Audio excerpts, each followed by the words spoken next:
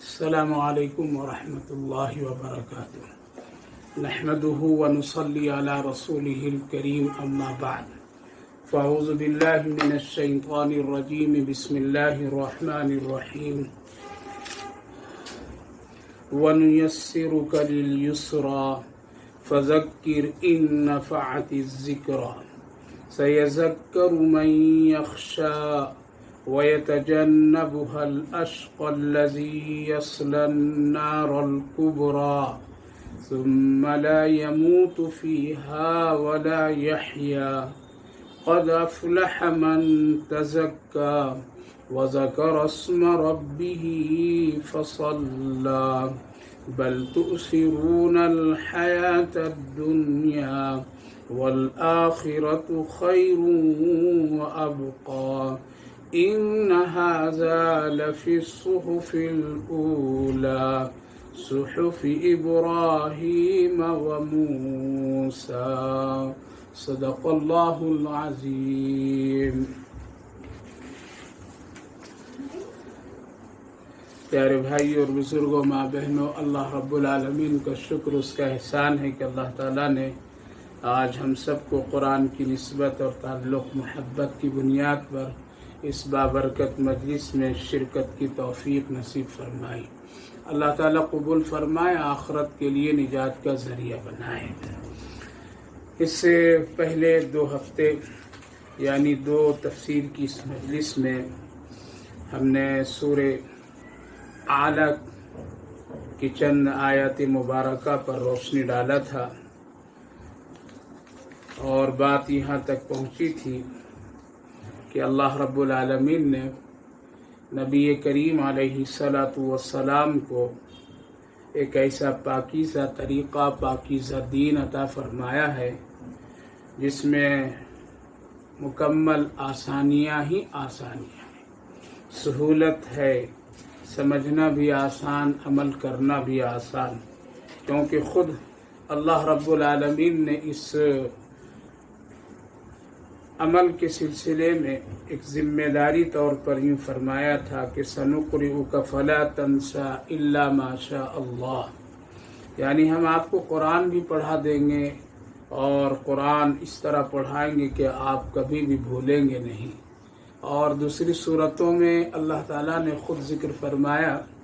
کہ ہم قرآن بھی پڑھائیں گے اور اس کو یاد بھی کرائیں گے، اور ساتھ ساتھ اس کو بیان، تفسیر، عمل کے سارے راستے ہم آپ کے لیے آسان کر دیں گے،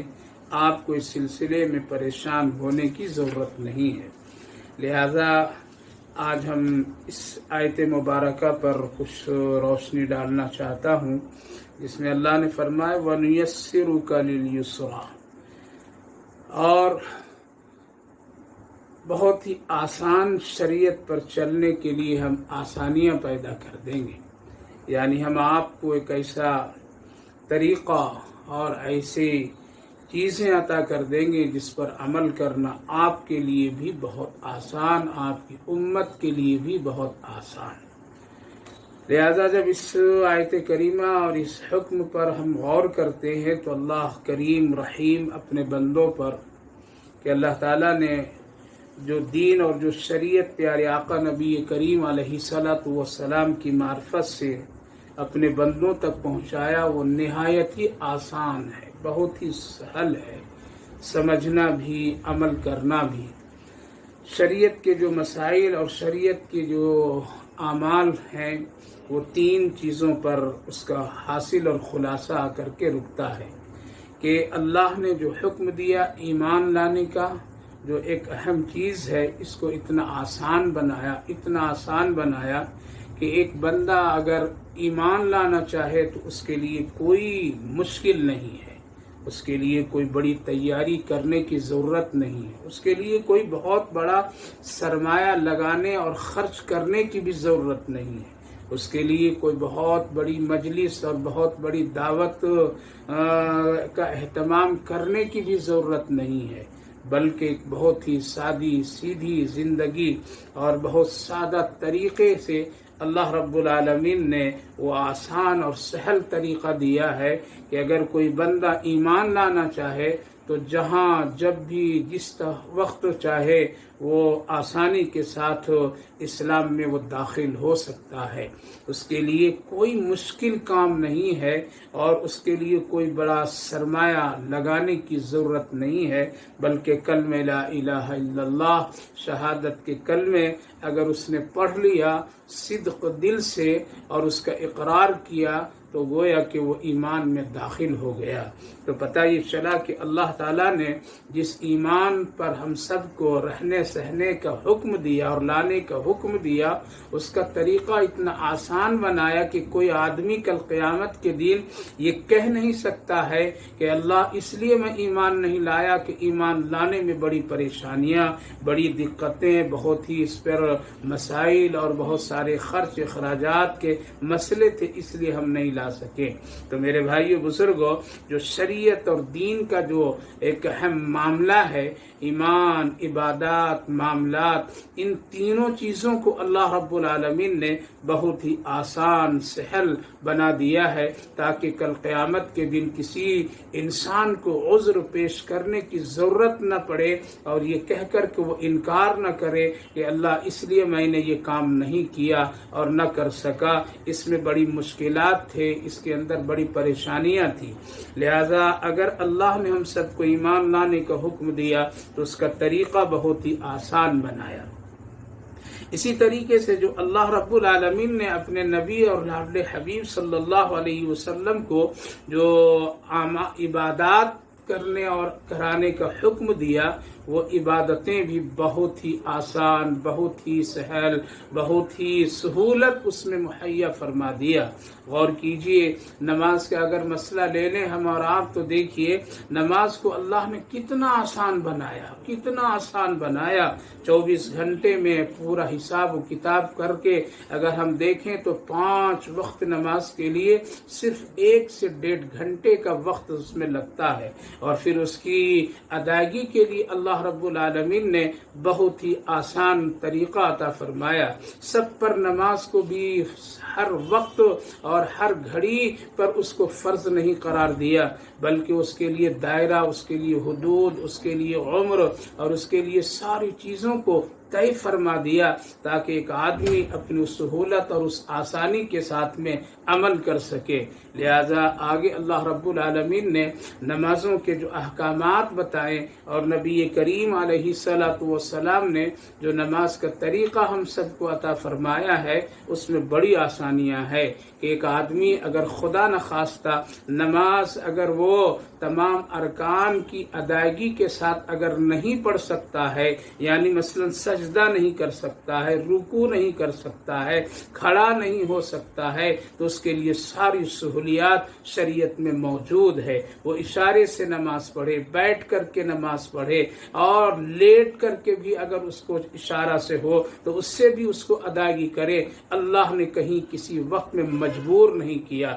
یہاں تک کہ مسائل میں فقہاء کرام لکھتے ہیں کہ اگر تمہیں نماز کی ادائیگی کی بنیاد پر اگر تمہارا کچھ اس وقت نقصان ہو رہا ہے ذاتی طور پر، تو پہلے تم اپنے اس نقصان کو بچاؤ اور اس کی حفاظت کرو، بعد میں تم اس نماز کو ادا کرو۔ یہاں تک کہ اگر انسان کی ضروریات اور تقاضے اگر بہت ہی شدت کے ساتھ محسوس ہے تو پہلے فراغت حاصل کرو، بعد میں نماز ادا کرو۔ اسی طرح سے اور بہت سارے اس میں مسائل ہیں۔ سفر کی حالات میں نماز کی ادائیگی لے لیجئے، بارش کے موقعوں پر نماز کی ادائیگی لے لیجئے۔ لہذا میرے بھائیو بزرگوں، اللہ نے جو شریعت پیارے آقا صلی اللہ علیہ وسلم کو عطا فرمایا، جیسا کہ فرمایا ہم آپ کو ایک ایسی شریعت دیں گے جس پر چلنا بہت آسان ہوگا، بہت ہی سہولت اس میں ہوگی، کہیں کوئی پریشانی نہیں ہوگی۔ لہذا نماز کا مسئلہ اسی طریقے سے ہے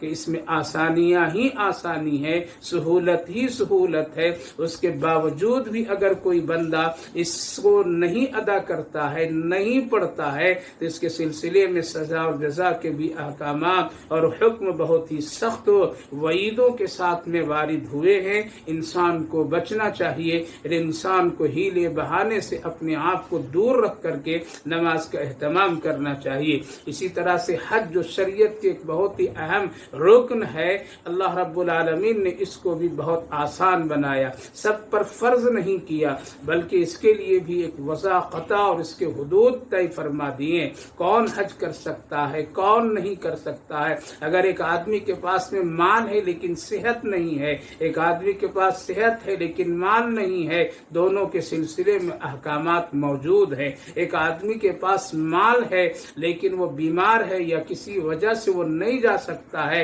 تو اس کے بدل کے لیے بھی شریعت نے ایک حکم جاری کر دی ہے، لہذا اس میں بھی آسانیاں ہی آسانی ہے۔ زکوٰۃ کے مسئلے لے لیجئے جو دین اور شریعت کا ایک اہم رکن ہے، اللہ تعالیٰ نے اس میں بھی آسانیاں ہی آسانی رکھ دیا ہے۔ ہر وقت زکوٰۃ نہیں لیا جاتا ہے، مہینے مہینے میں اصول نہیں کیے جاتے ہیں، بلکہ سال میں ایک مرتبہ اس کو طے کیا گیا ہے اور بہت تھوڑی سی مقدار طے کیا گیا ہے، سب پر نہیں لاگو کیا گیا ہے بلکہ اس کے لیے خاص لوگ یعنی مخصوص حضرات جس کو اللہ نے دولت اور صاحب نصاب بنایا ہے اسی پر یہ حکم لاگو ہوتا ہے۔ تو میرے بھائیو بزرگوں، نماز کے مسئلے کو دیکھ لیجئے، حج زندگی میں ایک بار اس کو حکم دیا گیا، اس حج کے مسئلے کو دیکھ لیجئے کتنی آسانیاں ہیں، زکوٰۃ کے مسئلے کو دیکھ لیجئے کتنی اس میں سہولت ہے، یہاں تک کہ سہولت ہے ایک آدمی اگر زندگی میں وہ ہر سال زکوٰۃ ادا کرتا آ رہا ہے لیکن کسی حوادثات کی بنیاد پر یا کسی ایسی مجبوری اس کے سامنے آ گئی ہے اور اس کے مال و دولت سب ختم ہو گئے ہیں اور آج اس کے پاس نصاب کے بقدر کچھ بھی نہیں ہے بلکہ اس درجے اس پوزیشن میں آ گیا ہے جس درجے میں لوگ زکوٰۃ خود اپنے لیے لیتے ہیں، تو شریعت یہاں بھی حکم دیتی ہے کہ اگر یہ آدمی اب دینے والا لینے کے لائق بن گیا ہے تو یہ زکوٰۃ لے سکتا ہے۔ تو اس میں آسانیاں ہی آسانی ہے۔ روزے کے مسئلے کو اگر لے لیں میرے بھائیو بزرگوں ماں بہنوں، اس میں بھی اللہ نے بڑی سہولت اور آسانیاں رکھ دی ہے۔ ایک آدمی اگر صحت نہیں ہے تو روزہ نہیں رکھ سکتا ہے، وہ قضا کر لے جب اس کو صحت مل جائے اور صحت اس کو حاصل ہو جائے۔ لیکن ایک آدمی کو کسی ایسی مجبوری، بیماری، پریشانیاں ہیں جس سے لوگ بتائے ہیں، حکما ڈاکٹر بتا دیے کہ تم روزہ کبھی نہیں رکھ سکتے ہو، تو اس کے بدل میں شریعت نے فدیے کو رکھ دیا تاکہ تم اس کے ذریعے سے ادائیگی کر لو اور اس ادائیگی کے ذریعے سے تم اس کی تلافی کر لو۔ تو میرے بھائیو بزرگوں، جو شریعت عبادات کے جو معاملات ہیں، نماز، روزہ، حج، زکوٰۃ، ان ساری چیزوں میں آسانیاں ہی آسانی ہے۔ اس کے علاوہ معاملات کے بارے میں اگر غور کریں تو جتنے بھی معاملات ہیں، تجارتی اعتبار سے، گھریلو اعتبار سے، میاں بیوی کے تعلقات کے اعتبار سے، بال بچوں کے تمام زاویے اور تمام حالات کے اعتبار سے، یعنی ایک زندگی گزارنے کے لیے جتنی آسانیاں اللہ اپنے بندوں کو عطا کیا ہے، یقیناً اللہ کی رحیمی اور کریمی کی نمایاں اور ایک بہت ہی شاندار چیز نظر آتی ہے۔ میرے بھائیو بزرگوں، پوری زندگی کو اللہ رب العالمین نے ہمارے اور آپ کے معاملات کو اتنا آسان کیا، یعنی پیدائش سے لے کر کے قبر تک جاتے جاتے انسان کے ساتھ جتنے دنیاوی معاملات سامنے آئے اللہ نے اس میں بہت ہی سہولت اور آسانیاں رکھ دیا۔ کہیں بندوں پر کوئی مجبوری، کوئی پریشانی، کوئی سخت دباؤ نہیں رکھا کہ یہ کام تم کو کرنا پڑے گا۔ تجارتی اعتبار سے اگر دیکھ لے اللہ نے بہت ہی اس میں سہولت اور آسانیاں پیدا فرمایا، اس سے تمام دشواریوں اور خرابیوں کو نکال کر کے ایک پاکیزہ طریقہ اور خود نبی کریم علیہ الصلوۃ والسلام کے عمل سے ہم سب کو عطا فرما دیا، کہیں کوئی مشکل نہیں۔ مثال کے طور پر میں ایک چیز ہم آپ کے سامنے پیش کرتے ہیں کہ دیکھیے اللہ نے اپنے رسول صلی اللہ علیہ وسلم سے جو فرمایا، ہم آپ کو ایک ایسی شریعت دیں گے جس پر عمل کرنا آپ کے لیے بہت ہی آسان، سہولت ہی سہولت۔ مثال کے طور پر میں قرآن کریم میں سورہ بقرہ جو ایک بڑی لمبی آیت ہے، معاملات سے متعلق ہے، اللہ تعالیٰ نے وہاں حکم دیا کہ اگر تم لین دین آپس میں کیا کرو تو ایک دوسرے کے معاملات کو لکھ لیا کرو، دینے والا بھی لکھ لے، لینے والا بھی لکھ لے، ہو سکے تو گواہ بھی بنا لو۔ کیوں؟ تاکہ آگے چل کر کے اگر خدا نخواستہ کوئی پریشانی، کوئی دشواری آ جائے، اگر کسی طرح سے انکار کا مسئلہ آ جائے جائے اور کسی طرح سے نزاع اور جھگڑے کی نوبت آ جائے، اس وقت یہ تیرا لکھنا اور یہ تیری تحریر ایک بہت ہی بڑے حادثے کو ٹالنے کے لیے ایک ذریعہ ثابت ہوگی۔ بتلائیے میرے بھائیو بزرگوں، اللہ نے ہم سب کو کہاں کہاں بچایا، کس قدر آسان طریقہ عطا فرمایا، کس قدر سہولت کا معاملہ عطا فرمایا۔ معاملات اور تجارت کے بارے میں قرآن کریم اور احادیث کریمہ میں بے شمار ایسے خوبصورت طریقے بتا دیے کہ اگر انسان آج اس کے مطابق تجارت کرے تو اس سے بڑھیا اور بہتر کوئی تاجر نہیں ہو سکتا ہے، اس سے بڑا کوئی سچا تاجر نہیں ہو سکتا ہے، اس سے بڑا کوئی نفع بخش تاجر نہیں ہو سکتا ہے۔ لیکن افسوس ہے آج ہم نے ہر ایک چیز کو، ہم لوگوں نے اس کو مشکل بنا دیا۔ اسی طرح سے معاملات کے معاملے میں اگر نکاح اور شادی کی بات اگر لے لی جائے، جو آج ہم سب کی زندگی کے ایک ضروری حصہ ہے، ایمان کی تکمیل کی علامت ہے، لیکن اللہ رب العالمین نے اور ہم سب کی آقا صلی اللہ علیہ وسلم نے اس شریعت اور اس اسلام اور دین میں کتنا اس کو آسان بنا کر کے پیش کیا، اور خود رسول پاک علیہ الصلوۃ والسلام نے اس پر عمل بھی فرمایا۔ لیکن آج افسوس ہے کہ اس نبی کی امت نے اس کام کو اور اس عمل کو، اس معاملے کو اتنا سخت اور بدترین گناہوں والا بنا دیا کہ آج اس کے آڑ میں گناہ ہی گناہ کیے جاتے ہیں۔ سود ہے، رشوت ہے، حرام خوری ہے، بدماشی ہے، ایک دوسرے سے حسد ہے، مقدمہ بازی ہے، طلاق خلا، سارے مسائل اسی وجہ سے وجود میں آ جاتے ہیں کیونکہ ہم نے اس عمل کو، جس کو اللہ اور اللہ کے رسول نے بہت ہی آسان، بہت ہی سہل بنایا تھا، ہم نے اور سب نے مل کر کے اس کو مشکل بنا دیا، جس کی وجہ سے آج معاشرہ گناہوں کے دلدل میں پھنس چکا ہے، نکلنا بہت مشکل ہے، بہت مشکل ہے۔ ورنہ نبی کریم علیہ الصلوۃ والسلام نے نکاح کے عمل کو بہت ہی آسان بنایا۔ کیوں؟ اللہ فرمایا وَنُيَسِّرُكَ لِلْيُسْرَىٰ، ہم آپ کو ایک ایسی شریعت جامع دیں گے جس میں چلنا، جس پر عمل کرنا، جس کا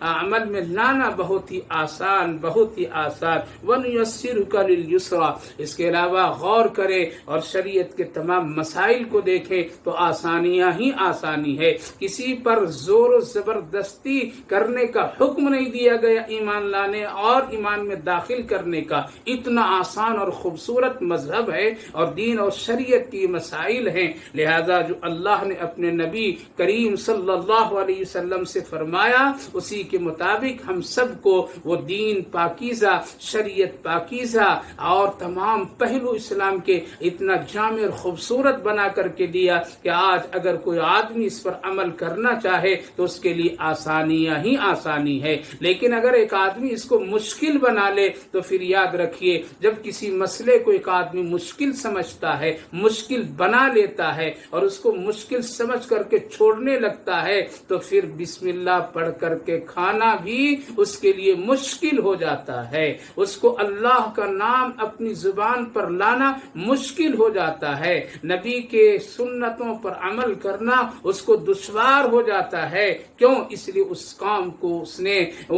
مشکل سمجھ کر کے چھوڑتا چلا جا رہا ہے، لہذا اللہ پھر اس کے لیے مشکل ایک راستہ بنا دیتا ہے جس پر آدمی چل کر کے گمراہ ہو جاتا ہے۔ اللہ نے فرمایا آگے فَذَكِّرْ إِن نَفَعَتِ الذِّكْرَىٰ، آپ غم نہ کیجئے، آپ پریشان مت ہوئیے، کون ایمان لاتا ہے کون نہیں ایمان لاتا ہے، آپ کی بات کون دل سے سنتا ہے یا نہیں سنتا ہے، آپ کو قرآن پڑھنا کس کو اچھا لگتا ہے یا نہیں لگتا ہے، آپ اس سلسلے میں زیادہ پریشان مت ہوئیے، آپ اس سلسلے میں اپنے دل پر کوئی بوجھ نہ ڈالیے۔ کیوں؟ فَذَكِّرْ إِن نَفَعَتِ الذِّكْرَىٰ، یعنی جس کے دل میں اللہ کا خوف ہے لہذا آپ اسی کو نصیحت کیجئے، اسی کو نصیحت کیجئے، ہر ایرے غیرے کو نصیحت مت کیجئے اور ہر ایک آدمی کے سامنے نصیحت کر کے اپنا وقت ضائع نہیں کیجئے، پہلے دیکھیے یہ فَذَكِّرْ إِن نَفَعَتِ الذِّكْرَىٰ سَيَذَّكَّرُ مَن يَخْشَىٰ، اللہ تعالیٰ نے فرمایا نصیحت ضرور کرنا ہے اور یہی نبی کی شان ہے اور یہی نصیحت کرنے والوں کی ایک پہچان ہے کہ اول مرحلے میں ایک نصیحت کرنا ضروری ہے، لیکن اگر ایک آدمی اس نصیحت سے بیزار ہوتا ہو، اس نصیحت کی قدر نہیں کرتا ہو، نصیحت کرنے والے کی قدر نہیں کرتا ہو، نصیحت کرنے والوں کی بات کی قدر نہیں کرتا ہو، اس کو ہنسی اور مذاق سے ٹال دیتا ہو، اس کو برا سمجھتا ہو، نظر انداز کرتا ہو، لہذا جب ایسی پوزیشن پر ایک آدمی پہنچ جائے اور آقا صلی اللہ علیہ وسلم کو اس طرف توجہ دلا دی کہ آپ انہی لوگوں کو نصیحت کیجئے، سَيَذَكَّرُ مَن يَخْشَىٰ، پتہ چلا نصیحت حاصل کرنے کے لیے، واعظ اور بیان سننے کے لیے پہلے دل میں اللہ کی محبت، اللہ کی خشیت پیدا کرنی پڑے گی، تبھی وہ بات اثر انداز ہوگا۔ یہاں پر علماء کرام فرماتے ہیں یہ بات دونوں کے لیے ضروری ہے، یعنی جو آدمی نصیحت کرتا ہو اس کے دل میں خود تڑپ ہو، طلب ہو کہ ہماری بات سے وہ بھی عمل کرنے والا بن جائے، اس کا نفع ہم کو بھی عملی طور پر میں مل جائے، ورنہ کہیں ایسا نہ ہو جیسا کہ اللہ تعالیٰ نے فرمایا کہ بہت سارے ایسے لوگ ہیں جو بات کہتے ہیں لیکن خود عمل نہیں کرتے ہیں۔ ایسے نصیحت کرنے والوں کے لیے بھی بہت ہی سخت وعیدیں حدیث پاک میں موجود ہے، لہذا نبی کریم علیہ السلام کی شان تو بہت ہی اعلیٰ، یہاں یہ بات سوچنے اور خیال میں لانے کی بھی ضرورت نہیں، کیوں؟ یہاں دل پاک ہے، یہاں دل میں تڑپ ہے، آپ اپنی امت کے غمخوار ہیں، آپ اپنی امت کو جہنم سے بچانا چاہتے ہیں، آپ اپنی امت کو ایمان میں داخل کرانا چاہتے ہیں، اس کے لیے آپ ایک بار نہیں 70 بار کفار و مشرکین کے گھروں کے دروازے تک آپ جاتے تھے، جہاں تک ممکن ہو سکتا تھا آپ برداشت کرتے تھے، کیوں؟ آپ کے دل میں تڑپ تھی، آپ کے دل میں ایک ولولہ تھا، آپ کے دل میں ایک شوق ہے کہ ہر امت کا ایک فرد جہنم سے بچ جائے اور جنت میں چلا جائے، اللہ سے اس کا تعلق پیدا ہو جائے، ایمان والا بن جائے۔ لیکن عام نصیحت کرنے والوں کے لیے ضروری ہے کہ وہ بھی اپنے دل کو اتنا پاک اور صاف رکھے کہ جس کو نصیحت کیا جا رہا ہے، جس کے سامنے بات کہی جا رہی ہے، اس کے دل میں وہ بات اثر کر جائے۔ آج اسی لیے میرے بھائیو بزرگوں، بڑے بڑے جلسوں کی تقریریں، بڑی بڑی کانفرنسوں کی بیانات اور بڑی بڑی نصیحتوں کی باتیں آج بہت ہی ضائع اور بیکار ہو کر کے چلی جاتی ہے، لوگوں پر اس کا اثر نہیں ہوتا ہے۔ اس کی وجہ کبھی یہ ہے، کبھی کہنے والوں میں کمی ہے تو کبھی سننے والوں میں کمی ہے۔ اگر دونوں کا معاملہ ٹھیک ہو جائے اور دل کے اندر پاکیزگی آ جائے تو قسم خدا کی ایک جملہ بھی اس کی زندگی کو بدل ہے، اور ایک جملے سے اس کی زندگی بدل کر کے آخرت کی طرف نکل سکتی ہے، جیسا کہ صحابہ کرام رضوان اللہ عنہم اجمعین چند ہی باتیں سنتے تھے، چند معاملات رسول پاک علیہ السلام سے سیکھتے تھے اور ان کی زندگیوں میں ایک انقلاب بپا ہو جاتا تھا، اور پھر ان کی زندگی ایسی بدلتی تھی جو کہنے والا کہتا ہے کہ جب میں ایمان نہیں لایا تو اس وقت میں میرے دل میں نبی کی ایسی نفرت تھی جس کو میں بتا نہیں سکتا ہوں، لیکن جب میں ایمان لایا تو اب میرے دل میں ساری چیزوں سے بڑھ کر کے، یہاں تک جان سے بھی بڑھ کر کے میرے دل میں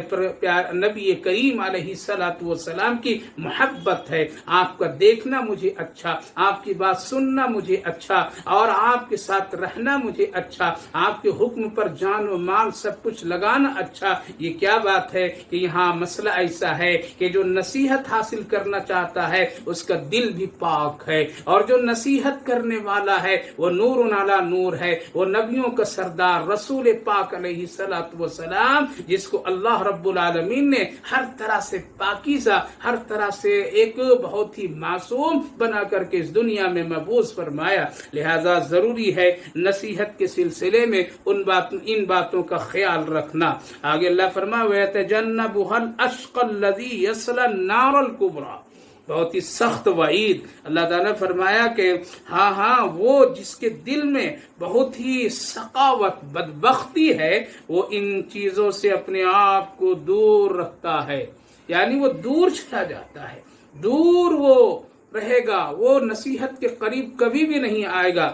वयतजन्नबुहुल अशक़ल, क्यों? उसकी वजह है दिल में बदबख्ती है, शकावत है, उसके दिल में गुनाहों के ऐसे असरात हैं जो इन बातों को कबूल करने के लिए आमादा कभी भी नहीं होता है। जब ऐसी हालात आ जाए और जब ऐसे लोग हों और जब एक सच्चे और एक अच्छे एक मुहसिन मुकर्रम की बात को ठुकराने और उसके दिल से इसको कबूल न करने में अल्लाह ने फरमाया वयतजन्नबुहुल अशक़ल लज़ी, कौन है और उसका अंजाम क्या है कि ऐसे ही लोग जो लोग इस तरह के हालात बनाते हैं और कुरान और हदीस की नसीहतों को नजरअंदाज करते हैं। और आज के दौर और जमाने में एक मुखलिस उलमा जो जिनके दिलों में फिक्र, जिनके दिलों में एक दर्द उम्मत की हो, ऐसे लोगों की बातों को सुनने के लिए जो लोग नजरअंदाज कर देते हैं, उसको बुरा भला समझते हैं, उससे दूरियां इख्तियार करते हैं, अल्लाह ने फरमाया यसलन नारुल कुबरा, यही वो लोग हैं, सही लोग हैं जब सबसे बड़ी आग में ये दाखिल होंगे, यानी उनको बहुत बड़ी आग में दाखिल कर दिया जाएगा जो सबसे बड़ी आग में अल्लाह रब्बुल आलमीन डालेगा। क्यों? इसलिए कि ये नसीहतों को अल्लाह के रसूल सल्लल्लाहु अलैहि वसल्लम को बातों को नजरअंदाज करते चले गए और ठुकराते चले गए। उसका अंजाम मरने के बाद ये है एक बड़ी आग में ये सब दाखिल कर दिए जाएंगे। मेरे भाई बुजुर्गो, यहाँ पर फरमाया अल्लाह ताला ने यसलन नारल कुबरा, बड़ी आग। जैसे कुरान करीम में अल्लाह रब्बुल आलमीन ने जन्नतियों के बारे में फरमाया बड़ी उनके दर्जात होंगे और उनके कई मरहले होंगे जन्नत के, और उनके कई तबके होंगे और दर्जात एक दूसरे से आला आला होगा। इसी तरह से जहन्नम का भी मामला है कि आग की भी कई दर्जे होंगे, कई उसकी हकीकतें हैं, कुरान और हदीस की रोशनी मौजूद है। एक आग जब उसके सर पर पड़ेगी तो उसके हालात कुछ होंगे। एक आग वो होगी जो दिलों को बिल्कुल राख करके रख देगी, एक आग वो होगी जो पांव के नीचे से लगेगी। लिहाजा अलग अलग कैफियतें हैं हदीस पाक में, कुरान करीम की रोशनी में। लिहाजा चाहे वो छोटी आग हो या बड़ी आग हो, है तो वो जहन्नम की आग है। ये इतना आसान नहीं है कि उसको कोई बर्दाश्त कर सकता है। लिहाजा ऐसा अज़ाब और इस चीज में दाखिल वही लोग होंगे जिन लोगों ने मौजूदा वक्त में नबी करीम अलैहिस्सलातु वस्सलाम की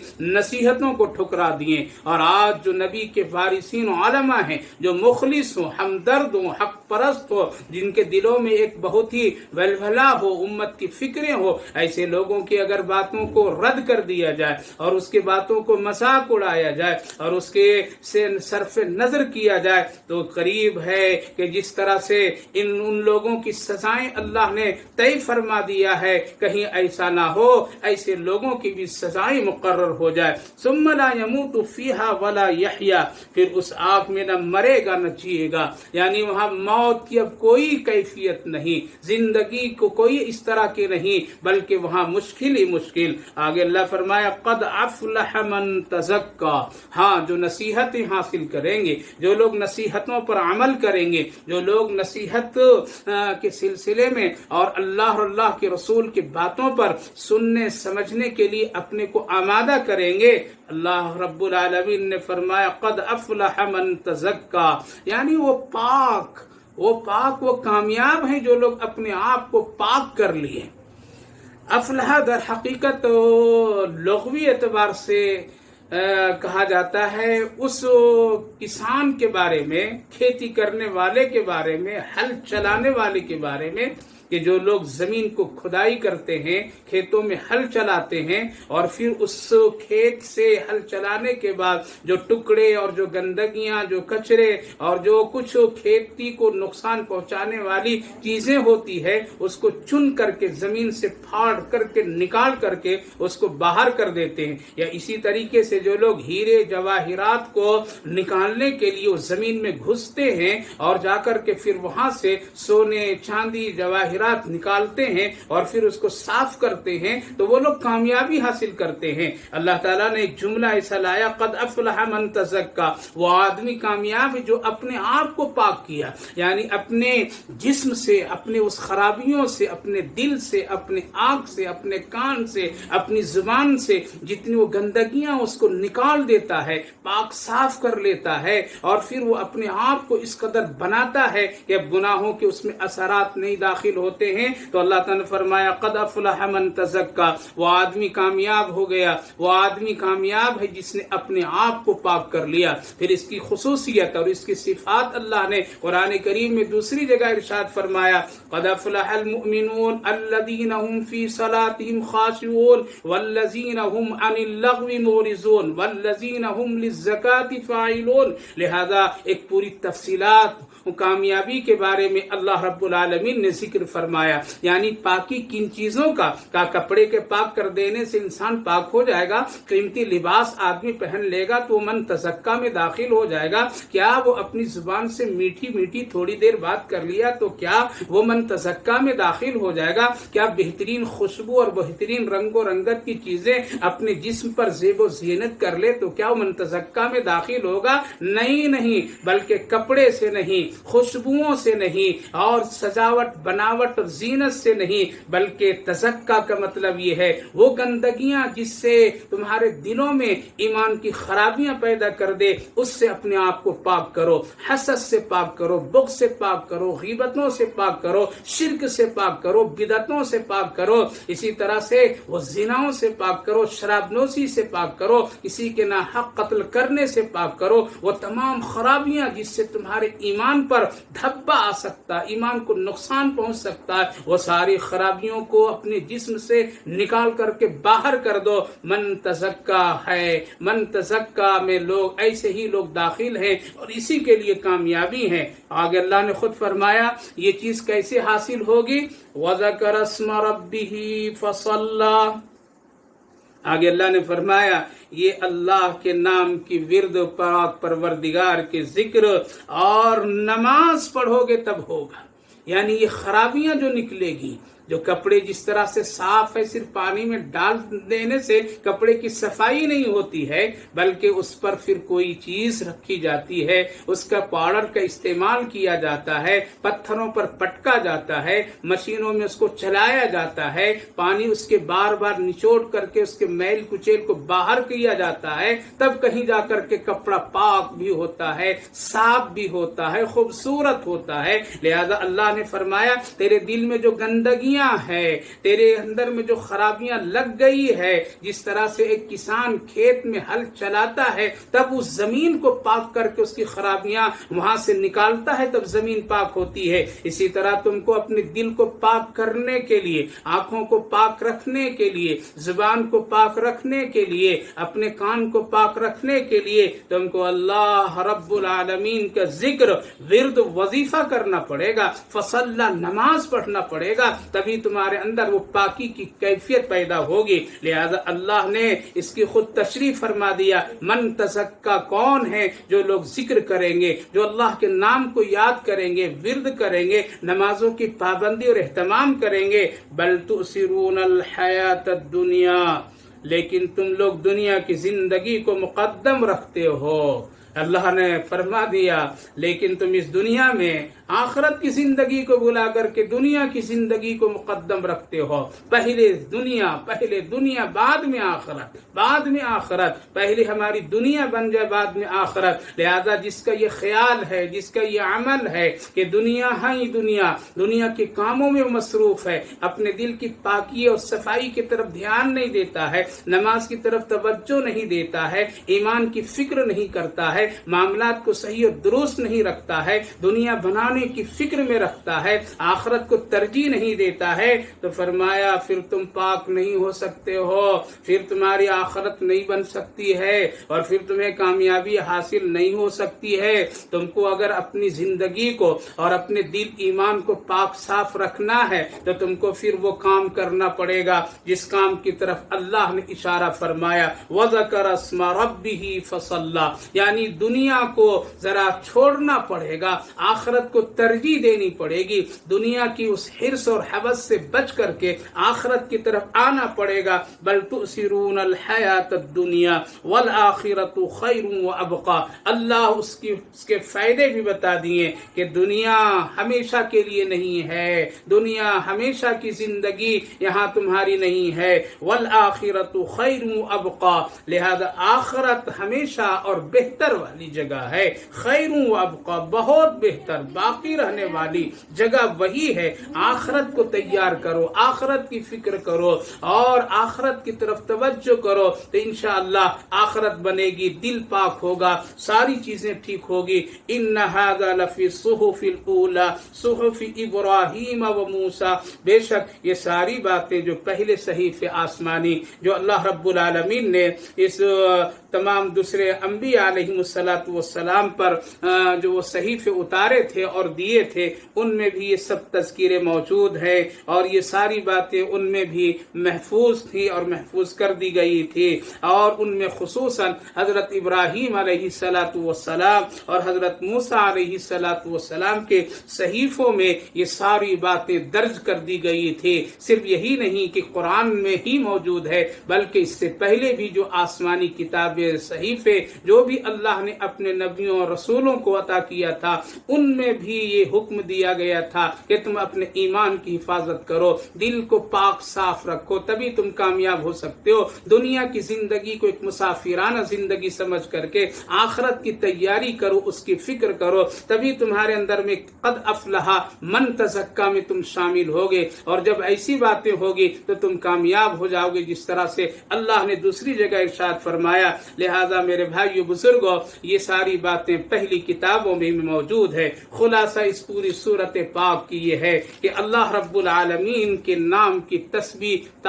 تقدیس کرنا ہم سب کے لیے بہت ہی کار خیر اور ثواب کا ذریعہ ہے، کیوں اللہ کا حق ہے، اللہ کا حق ہے، اس نے ہم سب کو پیدا کیا ہے، اس پاک پروردگار کو ہم سب یاد کریں، شکر ادا کریں اور اس کی قدر کریں۔ دوسری بات یہ ہے میرے بھائیو بزرگوں کہ دنیا ایک مختصر سی ہے اور کھیتی کی مانند ہے، جس طرح کھیتیاں لہلہاتی ہے اور پھر ایک وقت پر آ کر کے کھلیان میں کسان اس کو ریزہ ریزہ کر دیتا ہے، بھوسا بھوسا بنا دیتا ہے، اس کے وجود ختم ہو جاتے ہیں، بس اسی طرح دنیا کی زندگی کے بھی حالات ہیں۔ تیسری بات یہ ہے قرآن کریم اللہ رب العالمین اپنے پیارے نبی پر نازل فرمایا، اس کی حفاظت کی ذمہ داری خود اللہ نے لی ہے، لہذا اگر آج پورے انسان مل کر کے اس کو چھوڑ دیں پھر بھی قرآن کے ایک حرف میں کوئی فرق نہیں لا سکتا ہے اور نہ قرآن میں کوئی فرق پیدا ہو سکتا ہے۔ خود نبی کریم علیہ السلام کو اللہ نے تسلی دی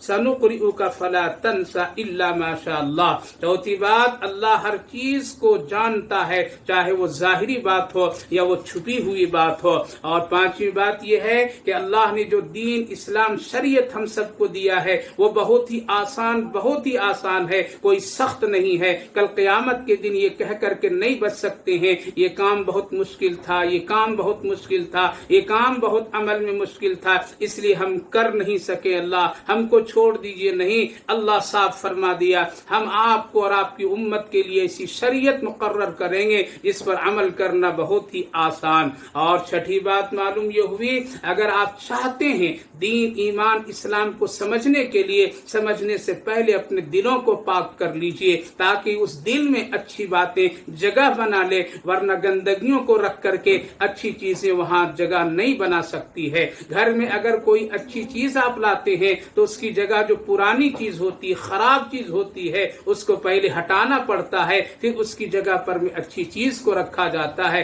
ایسا نہیں ہوتا ہے کہ خراب چیز بھی موجود ہو، کوڑے موجود ہو، کچرے موجود ہو، گندگیاں ہو اور اس پر پھر کوئی اچھی چیز ڈال دی جائے، نہیں، بلکہ غیر غلط اور خراب چیزوں کو ہٹانے کے بعد اچھی چیزیں داخل کی جاتی ہے۔ اسی طرح دل کو اگر آپ چاہتے ہیں کہ ہمارا دل اچھا ہو، جس میں قرآن ہو، حدیث ہو، اللہ کی رسول کی محبت ہو، دین کی اہتمام اور عظمت ہو، تو اپنے دلوں سے ساری گندگیوں کو نکالیے، انشاءاللہ پھر قرآن کی ایک آیت ہی کافی ہے۔ جس طرح سے پہلے صحابہ کرام ایک آیت پڑھتے تھے اور ایمان میں داخل ہو جاتے تھے، ایک آیت سنتے تھے وہ ایمان والے بن جاتے تھے، آج ہم لوگ پوری زندگی قرآن سنتے پڑھتے ہیں لیکن پکے سچے مومن مسلمان نہیں بن سکتے ہیں۔ اور سب سے آخری بات یہ ہے میرے بھائیو بزرگوں کہ اسلام میں اور شریعت میں اور خود قرآن میں جو باتیں اللہ رب العالمین نے ہم سب کو عطا فرمایا، اس سے پہلی والی امتوں کو بھی اچھے کام کرنے کا حکم دیا۔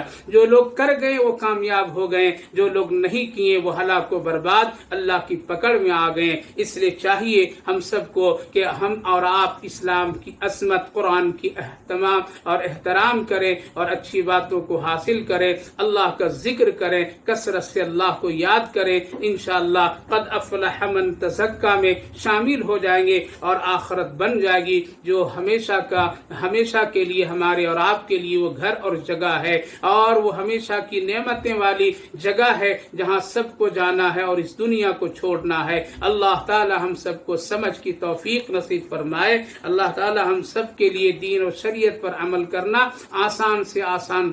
طریقہ اور راستہ عطا فرما دے، جو ہم سب کے لیے ساری مشکلوں میں ایک آسان ذریعہ نکل کر کے آ جائے اور کوئی عمل میں مشکل نظر نہیں آئے۔ اللہ آپ کو بھی ہم کو بھی اس کی توفیق نصیب فرمائے، آمین یا رب العالمین۔